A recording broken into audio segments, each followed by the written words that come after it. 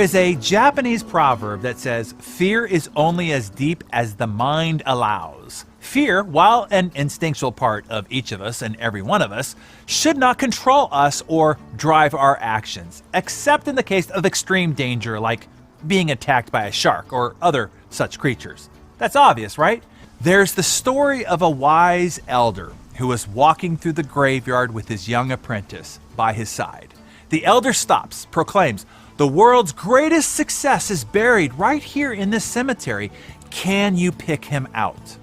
After a short search, the young apprentice found the grandest headstone and pointed to it. "It must be him, right?" "No," said the elder, "it's the one you're standing on." The young apprentice looked down. Under his feet, the tombstone was hardly visible and barely marked. The elder continued, "He lived and he died, never making more than 30,000 a year. He never had the courage to overcome his fears and realize his potential. But if he had, he would have been a great success." This is true for most people. I fear this story might become true of you if we don't help you conquer these fears that are holding you back from realizing the life you are meant to live. Most people never live up to the potential they've been given. The results they produce are the life that they experience are only a fraction of what they're truly capable of. The only thing that stops them is fear. Fear can stifle, block, or bury your potential. Most people who never step to their potential resist because they believe those who are successful are fearless, or that they're courageous risk takers who never doubt themselves. That couldn't be further from the truth. Look, every great successful person started out scared. Everyone. Richard Branson started out scared. Bill Gates started out scared. I know I certainly did.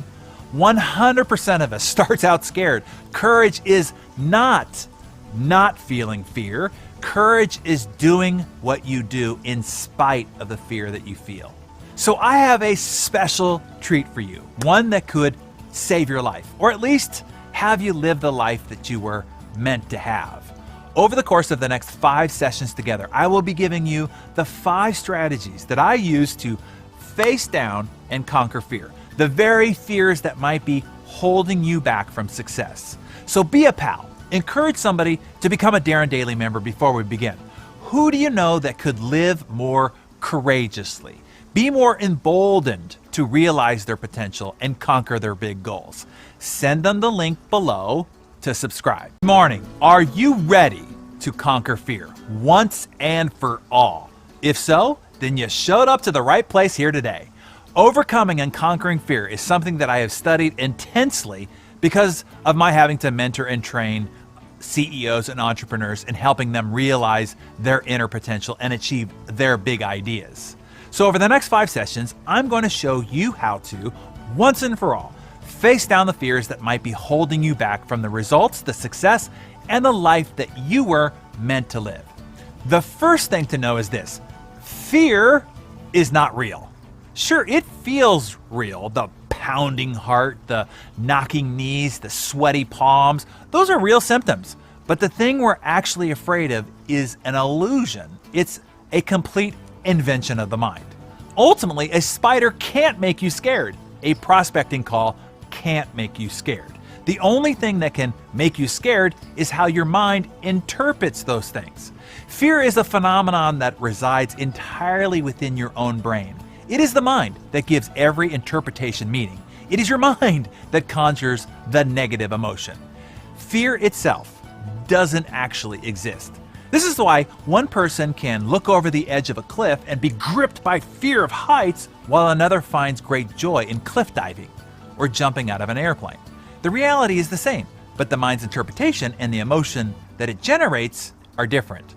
2 people could be looking at the same dog. Let's say it's a German Shepherd, sitting there quietly. One person sees it and interprets it as a threat, a potential danger, and feels fear.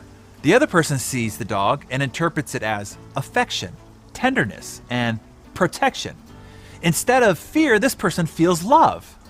Same dog, one that's just sitting there minding its own business, by the way, but 2 wildly different interpretations and emotional responses, all generated exclusively by the mind.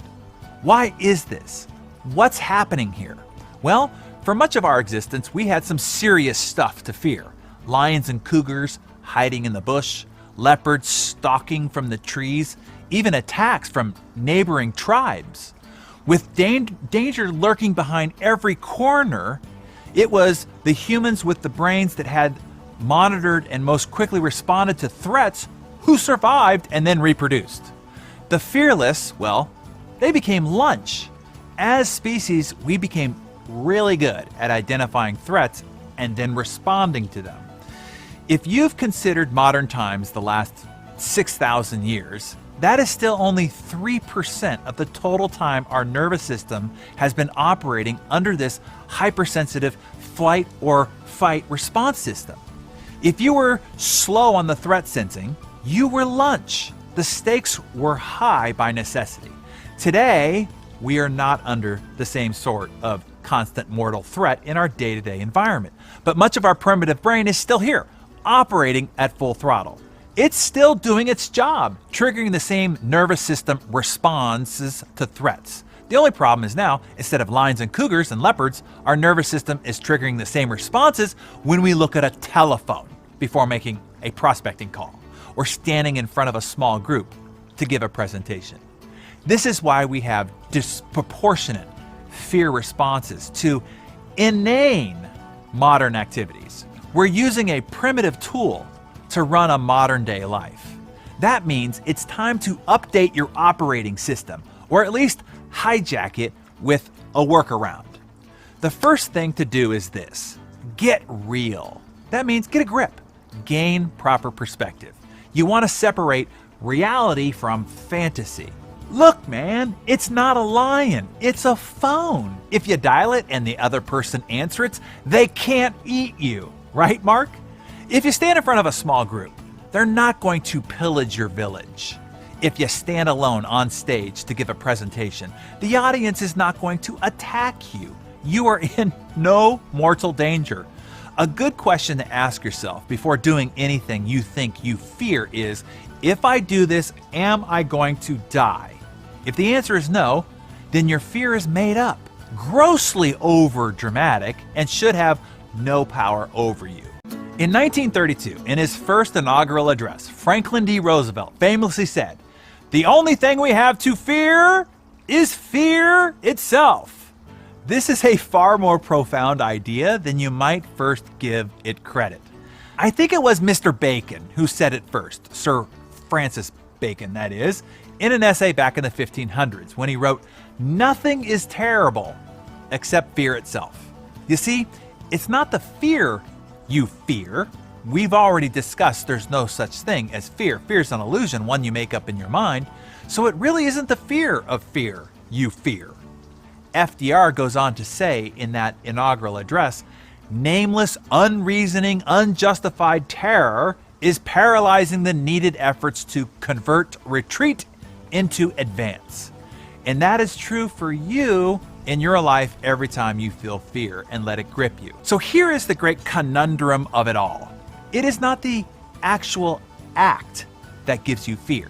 The act of making a phone call, the act of standing in front of a group of people and making a speech. The act of itself is itself not the cause of fear. It is the fear of the fear, meaning the anticipation of the act that is the thing you fear.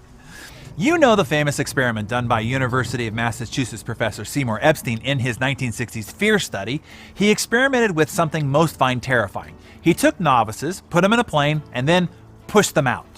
So before doing so, he fitted them with a heart rate monitor that measured their pulses as the plane climbed toward its release point. What he found, he expected. While still safe inside the plane, a jumper's heart rate got faster and faster as the plane ascended. The higher the plane went, the higher the anxiety. That part was expected. What he didn't expect to find, however, was that once they were thrown out the door of the plane and started hurling towards the earth with only a few thin cords of a glorified bedsheet to keep them from impending doom, their heart rates declined dramatically, and they admitted to quite enjoying themselves. The most stressful part of the entire experience, in other words, was the illusion of how frightening the event would be, or the anticipation of fear. Once the reality of the event took over, the fear vanished. This pre-fear is what happens before you pick up the phone, before you go on stage, before you walk across the room to introduce yourself to a stranger. It is the anticipation of fear kicking in, your ancient mind's grand illusion. Once you're engaged in the activity, your brain realizes that you are not toe-to-toe with a predator. This is not a primitive mortal threat that you feared it would be. It turns off the fear response. So, what's the takeaway here? That the only thing you have to fear is fear itself. Thus remember what Bacon said, nothing is terrible. Let's end it there. Really, nothing is terrible, except one thing. What's that one thing? Yeah, fear. So stop it. It's an illusion. You're making it up. While danger is real, fear is a choice. Let me say that again for your notes. Fear is not real. It is the product of thoughts that you create. While danger is real, fear is a choice. So as General Patton said, when you've collected all the facts, made your decision, meaning you've discerned that there is no real danger, turn off all your fears and go ahead. Just remember, it's the nameless, unreasoning, unjustified fear that is paralyzing the needed efforts needed to advance your life. So in the comments below, tell us a time when you were afraid of something that after doing it realized there was no reason to have ever been afraid. Give us your for instance below. And in the next session, I will give you the greatest fear hack method I've ever discovered. It works for me pretty much every time. I'll see you then. Welcome back. All right, we're in the midst of a series on how to punch fear right in the kisser and knock it on its keisters. In other words, we're going to help you conquer fear. We've already established that. 1, fear doesn't exist. It's merely a figment of your imagination. And 2, it's not even the thing that you fear. This mental illusion is so perverse that you start fearing the thing you fear before doing the thing you fear, which, come to find out, is the only thing that actually gives you fear, because you do the thing you fear, the fear actually goes away. So it is the illusion of fear that gives you fear. Now, what do you do about all this? How do you stop this fear spiral? Because your feelings of fear are very real.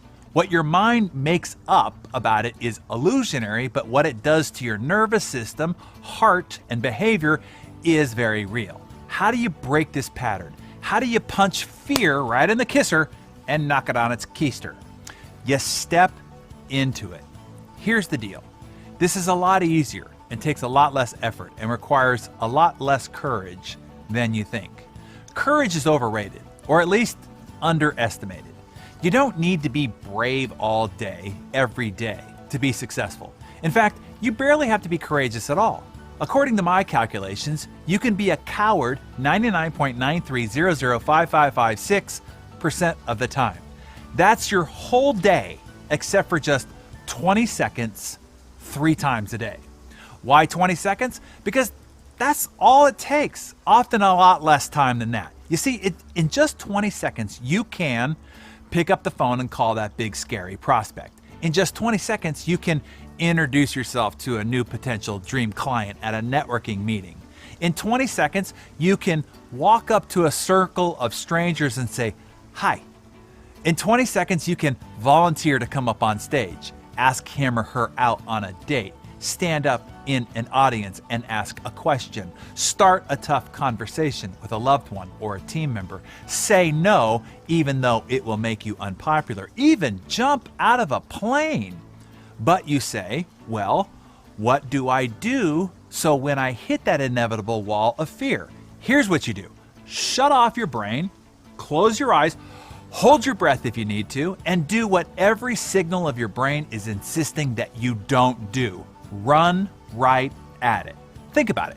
Your brain, while operating normally, meaning is at the controls, will not allow you to jump out of a plane flying thousands of feet off the ground, particularly if it's the first time that you're doing it and it doesn't know how safe it is. Your brain will not let you jump. It says literally, oh, hell no.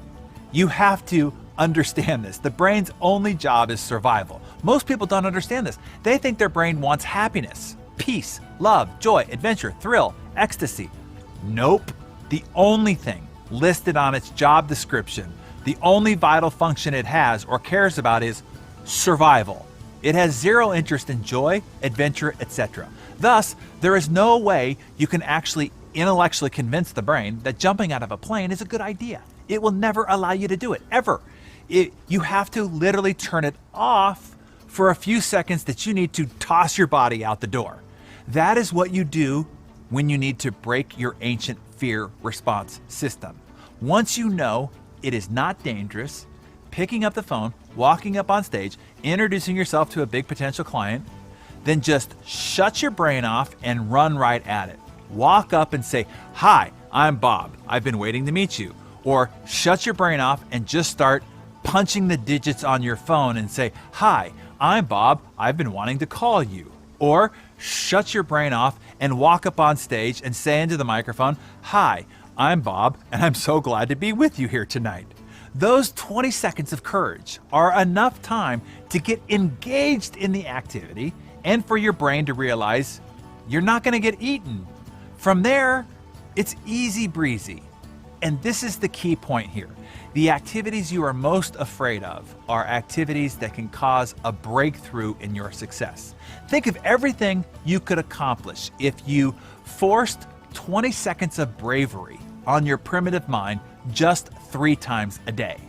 Imagine how doing so would multiply your success, your lifestyle, and your prominence in the marketplace. Think of the breakthroughs that you could create. And you could still be a coward 99.9305556% of the time. Just a really rich and successful one. So tell us below, what are 3 things that you're going to take 20 seconds each to turn off your brain and run at that you are afraid to do? Tell us your confession, because it will not only help you, it will encourage others to follow your lead. I look forward to reading what you have to say in the comments below. All right, we have already established that your brain is a drama queen. It instantly fears the worst. It makes mountains out of molehills. It sees a flea and magnifies it into a Tyrannosaurus Rex. And I call this the twisted mind effect. A friend of mine a while back was visiting the mall with his wife and 14-year-old daughter, Ashley. After they each did some individual shopping, he met with his wife at their agreed upon meeting spot. When he asked his wife where Ashley was, she said she thought that his daughter was with him, as she had been when they originally parted ways. "She was with me just a few minutes ago," he said, "but she said that she was going ahead to meet you. I thought that she would be with you." "I haven't seen her," his wife responded. They both looked at each other, worried. After a long 2 minutes of waiting and scanning every person who walked by, panic set in. The father took off running, retracing every step that they had taken in the last hour. The mother asked every shopper that she saw if they had seen a girl of her daughter's description, as they both looked frantically for their daughter. Visions of abduction and child predators flooded their minds. Within 10 minutes, they had 3 store security guards and a team of 4 mall cops huddled to begin a full-scale Ashley hunt. Mom was crying, Dad was yelling. Moments later, Ashley bounded up cheerfully to the group with a brace-filled smile. "Hey, what's going on?" Her mom burst out into a yelp, ran up to her, and nearly squeezed the life out of her. Her father, shaky and on the brink of tears himself, joined the family hug. "Where were you?" he asked. "Oh, I was just trying on a pair of pants in the store right there," Ashley said, pointing 50 feet away. In a span of 12 minutes, the minds of the mother and father magnified the reality of their daughter being just a few minutes tardy into projections of her being abducted, molested, and murdered.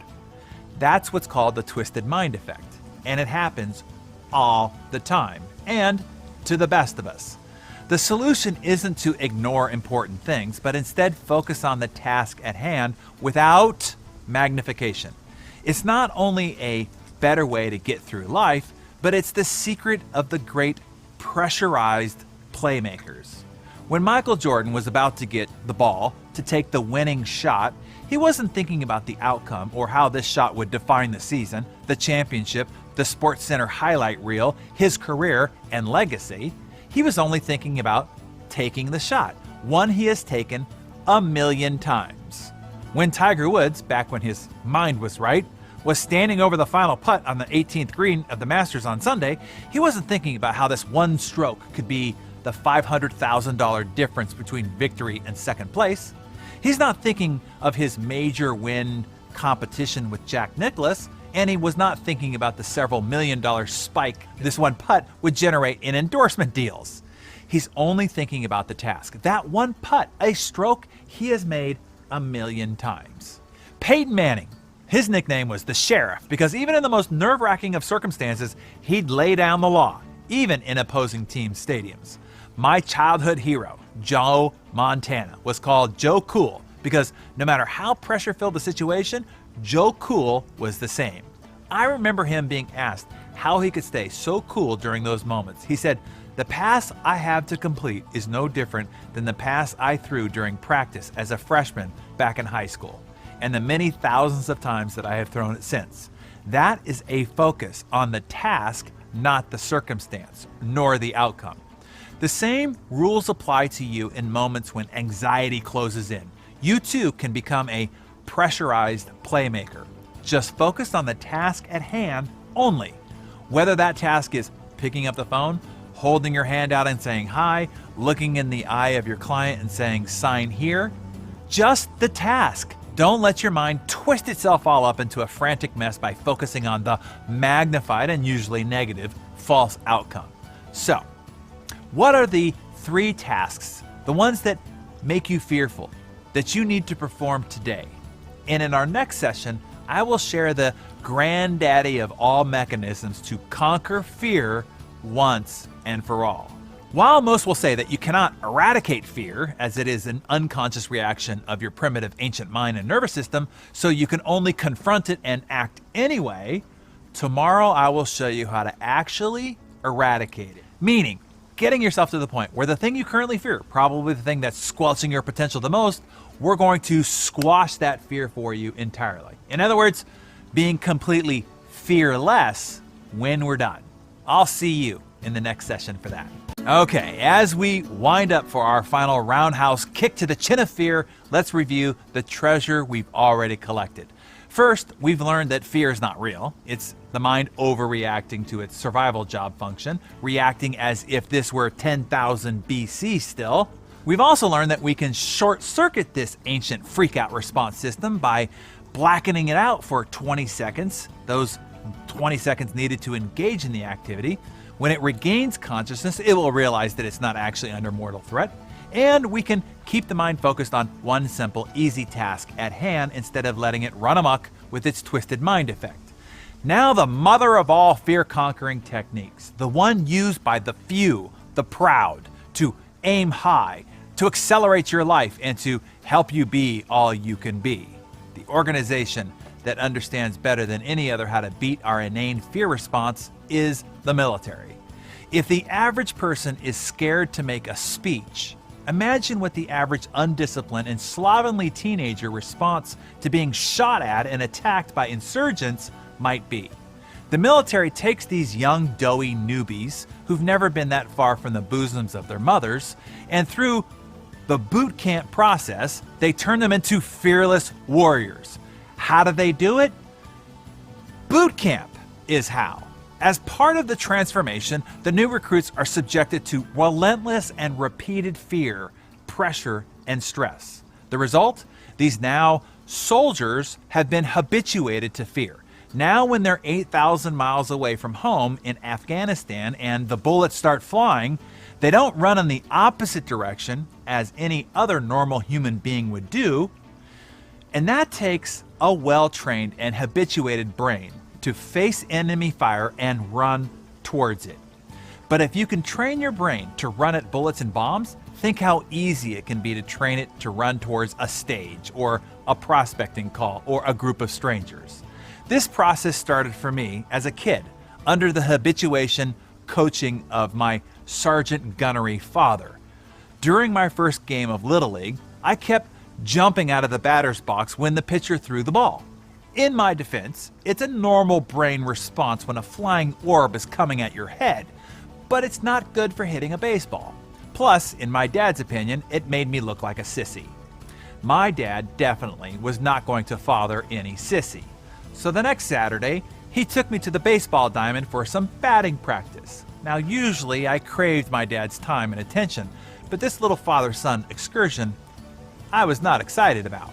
My dad drew a box in the dirt with the butt end of my bat, handed it to me, and told me to stand inside. He said in his football coaching voice, which was the volume level needed to be heard from the sidelines, so a raging scream is probably a great description. He said, "Stand in that box, your feet never leave that box. I don't care where this ball is, your feet never leave this box. You hear me?"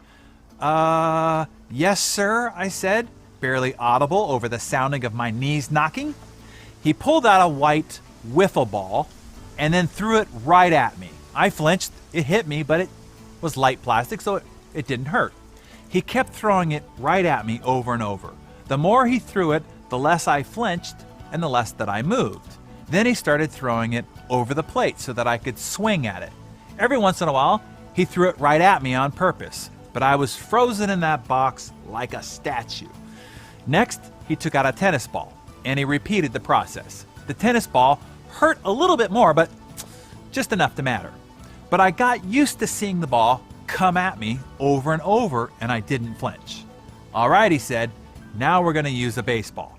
Seeing my face, he added, "Look, I'm not going to try to hit you, but if I do, no big deal, okay?" Well, I was skeptical about that. Then he said, "I'll tell you what, if I hit you 3 times, we'll go to pizza when we're done." Now, I don't eat pizza these days, but back then, I really liked me some pizza, so I agreed.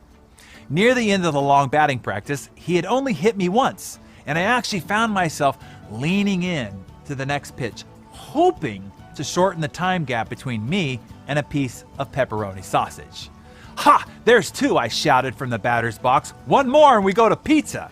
We practiced many times after that, and I always found a way to get hit 3 times. In fact, I got so used to getting hit with the ball that it became my greatest strength in baseball. When I got up to bat, I would crowd the plate just asking to be hit. It drove pitchers crazy. They thought that they could intimidate me by backing me up by throwing the ball right at me, but I just stood there and took it like a statue. And I took it in the shoulder, I took it in the leg. In my baseball career, I got on base by being hit more times than most great hitters do by getting hits. But I got on base, baby, that's all that counts. My greatest weakness, in other words, became my strength. I became habituated to it. As a result, I no longer feared it. This has been my go-to strategy for every fear I've had that I've needed to overcome to accomplish my goals.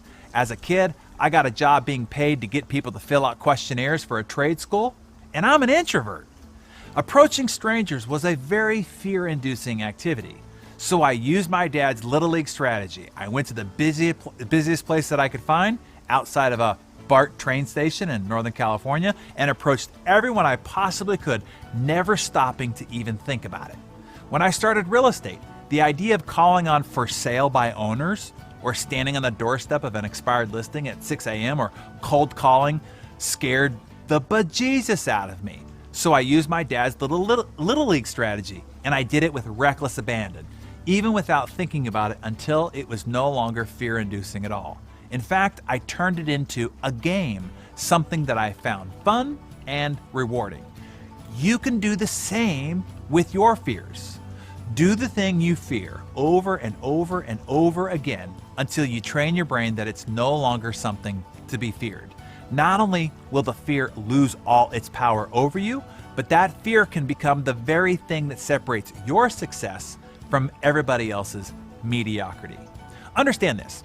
The only thing stopping you from realizing your God-given talents and ability, the only thing that's stopping you from being who you are truly capable of being, the only thing that's keeping you from living the life that you were meant to live is fear.